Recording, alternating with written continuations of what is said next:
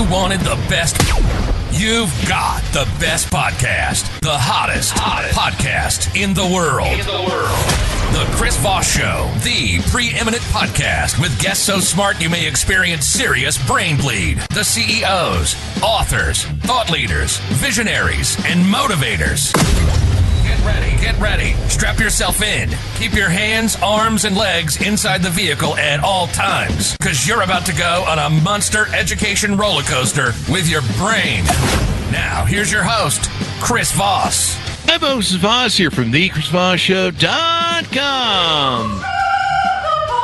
Gentlemen, ladies and gentlemen, official welcome to the big show. As always, the Chris Voss Show is a family that loves you but doesn't judge you.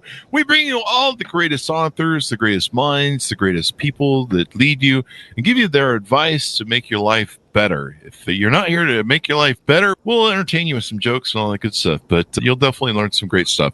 Go to goodreads.com/Chris Voss, linkedin.com/Chris Voss, Chris Voss1 on the TikTokity, and I don't know why I'm singing halfway through my voice. Opinions expressed by guests on the podcast are solely their own and do not necessarily reflect the opinions of the host or the Chris Voss Show. Some guests of the show may be advertising on the podcast, but it is not an endorsement or review of any kind. Anyway, he is the author of the latest book to come out December 23rd, 2024. It is entitled Sofia-Brussels-Washington, From Serfdom to Freedom to Self-Accomplishment, Finding the American Dream. We have Michael Gloukhov on the show, and we're going to be talking to him about his show. I believe Gloukhov, if I have that pronounced correctly, don't I, Michael? Yes, that's right. There we go. And we're going to be talking to him about his history and his biography, I believe we have here. Welcome to the show, Michael. How are you? Thank you. I feel great being on your show. There you go. It's wonderful to have you. Give us your .coms or anywhere on the internet you want people to find you. I have my website. And what's it called? It's very simple, Sofia-Brussels-Washington.com. Ah, okay, that's easy. And that's the title of the book, by the way, folks, Sophia-Brussels-Washington, when you're Googling it. So give us a 30,000 overview. What's in your new book? That's the only book I wrote. Mm-hmm. It's a political autobiography. I say political because this is not a kind of monument to myself, but I lived through quite difficult periods in my life under Soviet communism, and this is a kind of testimony of the life of ordinary people, the life on the streets, the life with all those difficulties to overcome, the lack of freedoms. Actually, it was a period of terror when the system came in 1944, and it lasted until 1989. It collapsed after the fall of the Berlin Wall the day before. Wow. I mean, you lived through an interesting point in history for those who've read the book. Talk to us about how the book begins in the story of where you're at in life, what's going on in that theater, et cetera, et cetera. Actually, the book finishes and ends with my U.S. Navy retirement ceremony. Oh, really? I served for 20 years in the U.S. Navy Reserve. That was my dream, to wear the American uniform. As I said, I served as a conscript in the Communist Army 2 years. I saw how the system works from inside, the ideology of the system, and I figured out that this is not a Bulgarian army. This is an appendix to the Soviet army, and it's a tool to suppress its own people and spread communism around the world. Yes.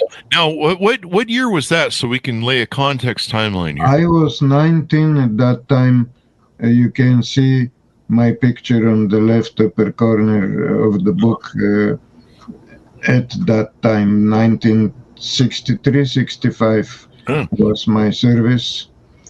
And initially, I was invited to go to reserve officer school, but I turned down the proposition, accepting the difficult life of ordinary private with the associate terror, for the main reason that if I accepted, I would be forced to become member of the Communist Party, and if that happens, you don't belong to yourself.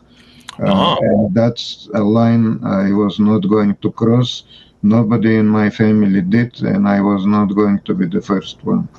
Let me ask you this: what did you see? What was going on there that made you dissuaded from joining the communists, or at least becoming a communist or working for the Russians? Actually, communism hit hard my family because my father was officer of the Royal Army, of the pre-communist army, and to serve after the arrival of communism and be sent actually to find the Bulgarian former Germany. That didn't matter. He had medals, he participated in combat, but the label fascist officer never left his image. Oh, wow. It followed all the way to me. So I could not have higher education. I could not have a good job. I was condemned to go with the flow and probably to a factory and stay there until I perish one day in misery. And that's something I did not accept. Yeah, perishing in misery is on my list of things never to do. So I can't blame you. This is where the system locks you. Your path is predetermined unless you're part of the privileged class, or as a Soviet intellectual Voslensky called the nomenclatura class. They have the strong currency, traveling in the West, double or triple salaries, high education, you name it. But you need to be a member of the party and obey the party. Always obey the party. Sounds like 1984, the book. What was life like you guys were under Soviet communist rule in Bulgaria at the time, and you probably grew up in that rule. Do I have that correct? Yes, I did. Actually, the communism arrived with the Soviet army, which crossed the Danube from Romania, and 1 million Soviet soldiers occupied Bulgaria and imposed immediately a Soviet-type rule. The first thing they did is to arrest and execute a large part of the previous government, actually even member of parliament. They had a predetermined percentage of 75% of members of parliament to be shot, which they did. That was the Soviet model. And of course, the misery started almost immediately. Empty stores, no meat, no electricity, no water for quite a long time, few years, I would say. And after that, of course, the civil society basically, if some survived, a lot perished in the labor camps. And after they purged everything which was intellectual and creative, they installed the uneducated, faithful militants of the Communist Party. They gave them a quick education. They became the director of factories, of enterprises, just to sign, but somebody else was working for them. The former owners had to move the economy because communists were incapable to do that.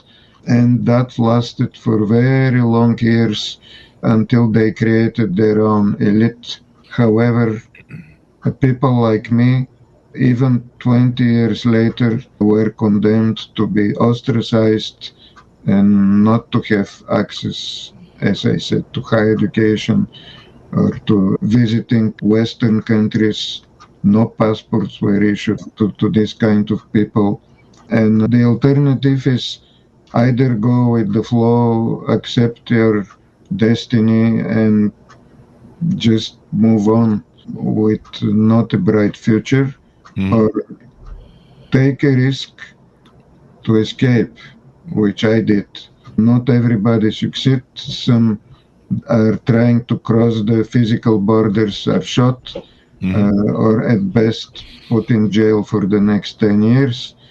Others got deported or to labor camps. I managed to beat the system and to escape after very good preparation and planning, and keeping it in secret. Total secrecy. That sounds like an amazing read. The details are in the book, right? Yes, because you don't know to whom you're talking, who is going to report you, probably the same day. And basically, that's the rest of your life. Wow. That's how the system holds, through constant spying. Especially party members have to spy on their own family, their neighbors, their colleagues, their friends. Actually do expect to be betrayed by a friend. Wow. You cannot trust anybody, or no more than 2 or 3%, and yet you take a chance. And you feel very heavily the lack of freedom. Let me ask you something. That sounds like quite the system when you really think about it, where it's an overlay of, instead of dear leader, the authoritarian or the fascists or the communists have to, try and police everyone. When there's that self-policing going on where everyone's telling on everybody just to race to the bottom, it's almost like a bucket of crabs when you really think about it. Everyone's pulling each other down and destroying democracy or any sort of freedoms, and they're accepting of it. In fact, they're participating in actively the restriction of freedom. Kind of interesting. You see different echoes of that, what's going on in our political system in 2025. What does that feel like to want freedom so bad and be able to see outside of the box? Did you find that you were kind of unique in a way that you, like some people, that if they don't grow up with freedom and democracy, they don't understand it. Russians still have a hard time with our system because they've always ruled under oppressive kings and rulers. And so they don't have a historical sort of background like Americans do of freedom and democracy. Or at least we used to. Let's put it that way. What does it feel like to be in that sort of regime? Because you're talking about the Russians, they're a separate case, because the Russians have never been free in their history. Actually, I'm using in purpose the word serfdom. The serfdom existed only in Russia.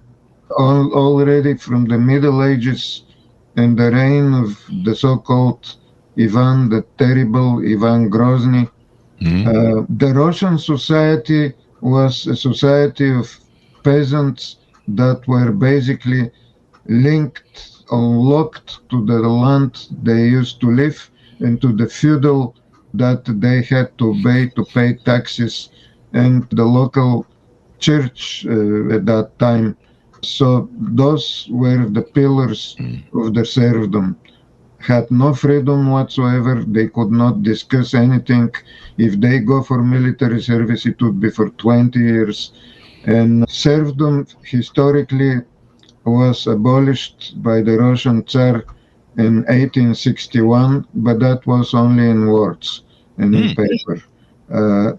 And then when the revolution came, actually the first Russian revolution was 1905, when Russia lost the war to Japan. But then in 1917, which is the official date of the Russian Revolution, that was not a revolution, but a military coup by Lenin and the so-called professional revolutionaries. He is the one who continued practically the serfdom by eliminating immediately all traces of civil society. He developed and elaborated a system of grabbing the power, holding the power, and never relinquish it to anybody else under any circumstances. And then under communism, initially communism in one country, as Stalin proclaimed, But that was only during the Second World War, where the United States were military present in Europe. But then communism kept expanding. So this system was perfectioned, and although ideologically collapsed with the disappearance of the Soviet Union, it was adopted by all totalitarian systems. The same system with some modification exists in China, let alone North Korea, which is a time capsule of Stalinism, Venezuela, Cuba, and even countries like Iran, which is not communist, but adopted the same system of grabbing the power and survival, and no wonder they are allied to Russia today. The name should not necessarily be communists. Russia has a type of fascist system today, but the old principles are still valid. The opposition is physically eliminated, and that's how it goes. Yeah, that's how it goes. So you escape. People have to read the details, of course, in your book. And then I believe you go to, was it Brussels? I think you went to next. Brussels, yes. That was not a direct flight. I actually never took a plane. Okay. I moved first to Yugoslavia, which was nominally a socialist country, but not like the socialist countries of the Soviet bloc. It was a kind of neutral and taking advantage of the East and the West. But they had a lot of freedoms. They could travel around the world, quite a difference. And for that reason, it was not easy to go to Yugoslavia, to be allowed to go. You can go only with organized travel, very expensive. I could not do that. Or have some relatives there, which is a possibility because of the change of the borders during the several Balkanic wars. Yugoslavia, and especially the area of Macedonia, was passing hands between Serbia and Bulgaria and Greece. I used that type of connection, although I didn't have personally relatives, my own relatives, but I managed to use this paragraph, and it was not still even that way was not still possible to go easily, especially for me, because I had to basically make false statements in my applications. But I made it. I managed to beat the system, though they allowed me. But that doesn't mean you're free. In order to be free, you have to cross the borders of the West, which means either to go from Yugoslavia to pass to Italy or to Austria. So I managed with Yugoslav passport that I didn't. It was not a fake passport, didn't change even the picture, but somebody agreed to give me his passport. And that's how I passed with the train. Oh, wow. I took some chance in case they catch me, but you cannot just live to the West without taking some kind of risk. It was a calculated risk, and I succeeded. Congratulations, you're here today. We'll skip around here a bit so eventually you get to America, and what makes you want to join our military? You go from the Soviet military basically to ours. Don't misunderstand me. I hated the communist military. Sure. I've been terrorized there. The details are there.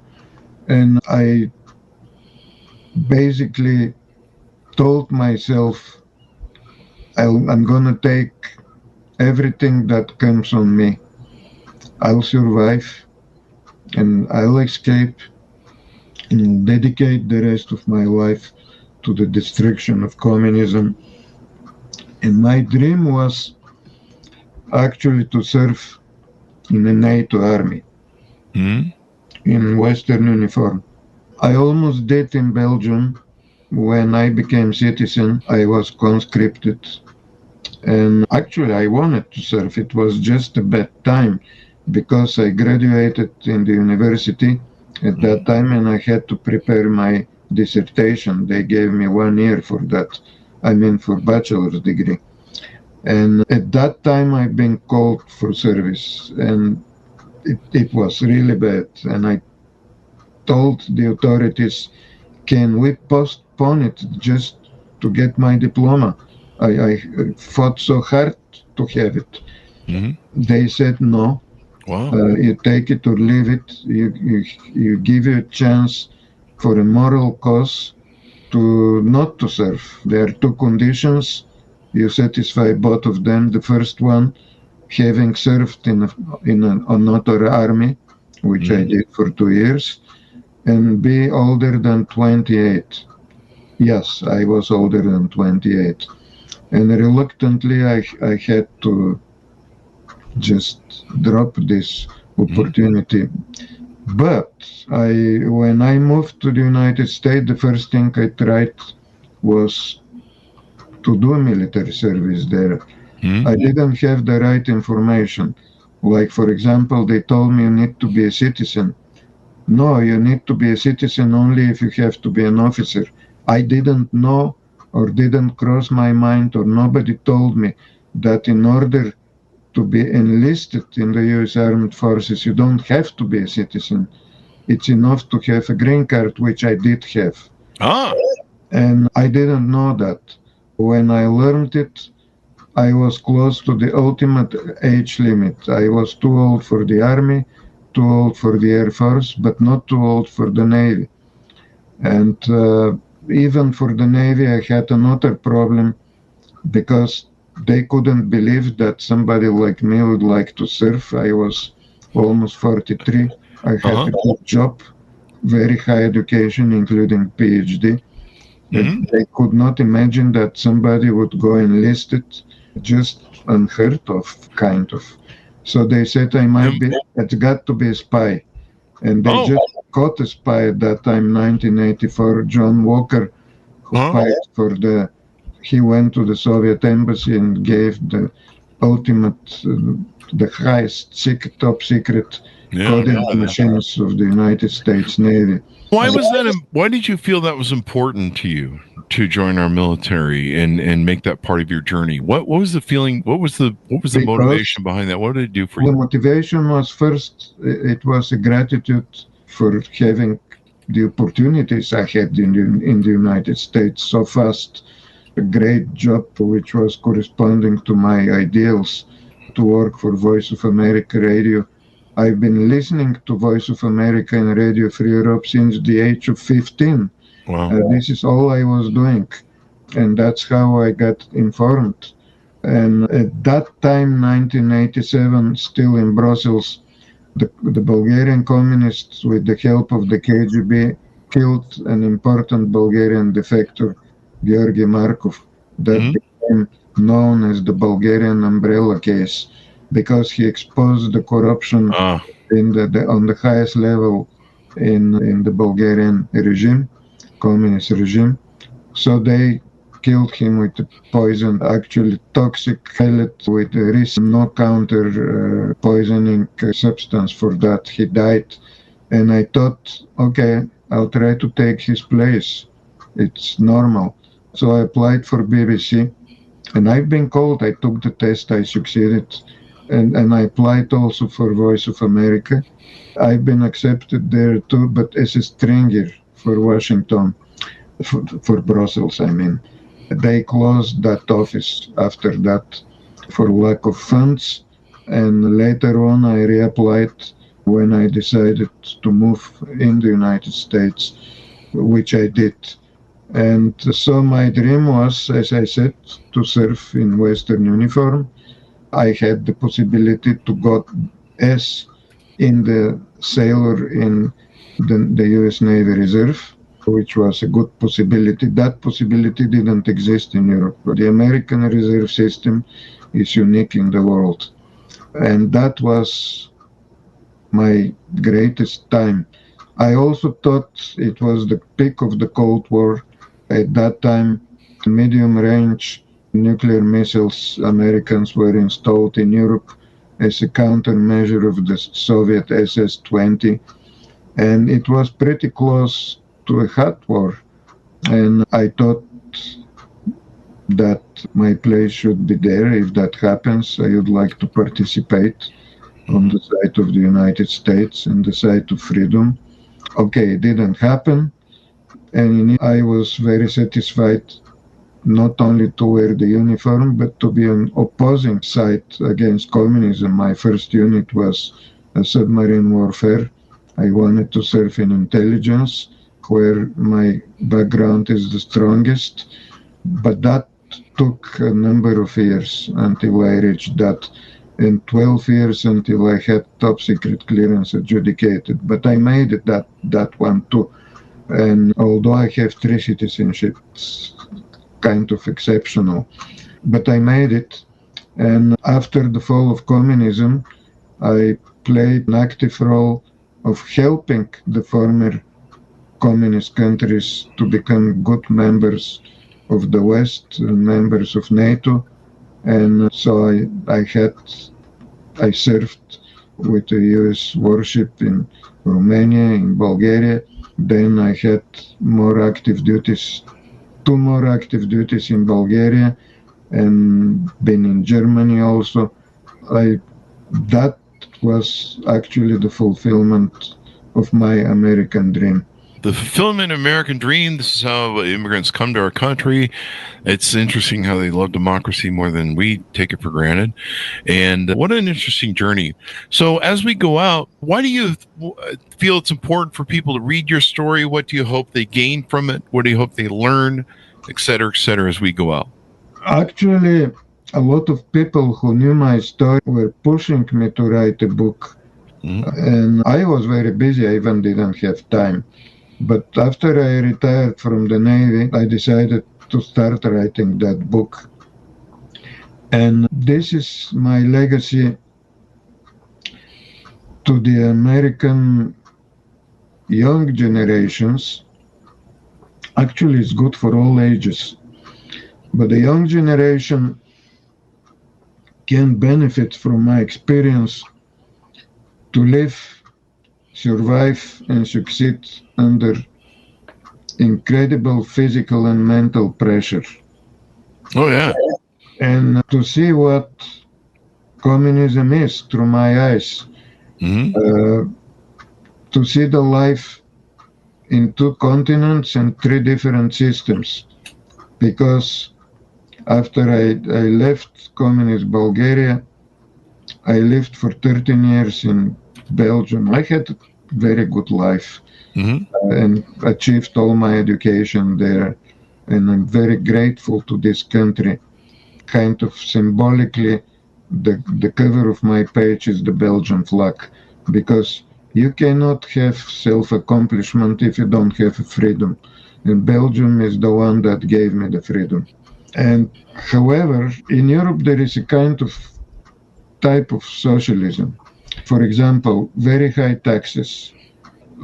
There is another tax called value-added tax, which at that time it was 36% over whatever you buy, merchandise or any kind of services, which doesn't leave you a lot of financial potential to spend on yourself. That's very true.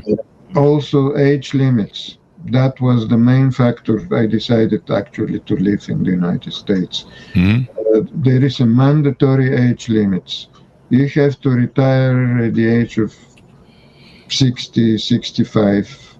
In France, they've been having general strikes they didn't want to work over the age of 62, no matter what. With the present level of education, medical care and advances, I mean, what is 62? You're still young. And I want to work. The United States gave me this possibility. Actually, the agency I've been working, I'm going to retire this year, actually. I'm 81. Oh, you're retiring this year. How old are you now? 81. 81. You're retiring. Good for you, man. Good for you. I espoused the Warren Buffett thing. I'll retire 7 years after he dies. But I'm grateful. I've been allowed to work, and I've been very productive. Even I was teaching some people of the intricacies of what I've been doing because it takes years to learn. And I enjoyed. That was a kind of a political mission too, because the Voice of America is not just information, but also to spread the ideas of democracy and freedom. That's why I've been listening to it through the jamming. Okay, technically speaking, it has been just closed by President Trump with some other agencies. I'm not going to discuss the policy of this government, but I'm going to retire later this year. Congratulations, and what an amazing story to share, a journey in historical context. Thank you very much for coming to the show, Michael. We really appreciate it. Thank you very much. I've been more honored to be on our show. We've been honored to have you, sir. I mean, what a journey that you've done. What an amazing life, and people can read the full story, the details, the escape from Germany. Sounds like it should be a movie. Thank you, Michael, for coming to the show. We really appreciate it. Thank you. Thanks, my audience, for tuning in. Order of the book wherever fine books are sold. It's called Sophia-Brussels-Washington, From Serfdom to Freedom to Self-Accomplishment, Finding the American Dream, out December 23rd, 2024. Thanks, my audience, for tuning in. Go to goodreads.com/Chris Voss, linkedin.com/Chris Voss, Chris Voss 1, the TikTokity, and all those crazy places on the internet. Be good to each other. Stay safe. We'll see you next time. And that should have us out, Michael